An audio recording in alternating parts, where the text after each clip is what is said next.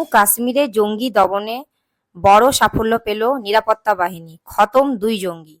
জম্মু কাশ্মীরে বারামুলায় সেনা এবং জঙ্গি গুলির লড়াইয়ে খতম হলো 2 জঙ্গি। সেনা সূত্রে জানা যাচ্ছে, বারামুলার সপোর এলাকায় নিরাপত্তা বাহিনীর সঙ্গে গুলির লড়াই চলে সন্ত্রাসবাদীদের। সেই সংঘর্ষে এক পুলিশ কর্মী আহত হন এবং নিহত হয় 2 জঙ্গি। কাশ্মীর পুলিশের এক শীর্ষ আধিকারিক জানিয়েছেন, বুধবার হাদিপোরার অন্তর্গত সোপোর এলাকায় অপারেশন চালায় সেনা এবং পুলিশের যৌথ বাহিনী। ঠিক সেই সময় গুলির লড়াইয়ে নিহত হয় 2 জঙ্গি। এখনো পর্যন্ত যদিও ওই 2 জঙ্গির পরিচয় জানা যায়নি।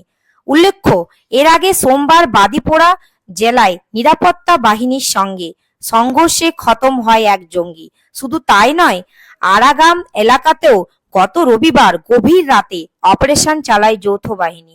গুলির লড়াইতে মৃত্যু হয় 1 জঙ্গির। এদিকে ভূস্বর্গে আরো একটি চাঞ্চল্যকর ঘটনা ঘটেছে। এক ব্যক্তিকে গ্রেপ্তার করেছে পুলিশ।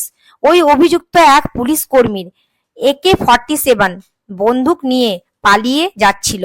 মঙ্গলবার পালিয়ে যাওয়ার পর বুধবার মোহাম্মদ রফি নামের ওই অভিযুক্তকে গ্রেপ্তার করেছে পুলিশ।